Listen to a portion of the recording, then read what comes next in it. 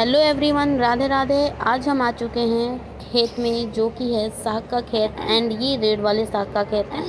तो जो साग फल चुका है उसे हम नहीं खाने के लिए यूज करेंगे, एंड जो अभी नहीं फला है उसकी हम अभी साग बना सकते हैं, यानी कि उसे हम तोड़ सकते हैं और खा सकते हैं। तो जो जिसमें बीड्स सीड्स आ गए हैं उनको हम रख देंगे प्रोटेक्ट करके, जब ये अच्छे से पक जाएंगे, ताकि हम अगले सीज़न में इस सीड से फिर से नए साग की खेती कर सकें। Okay, bye.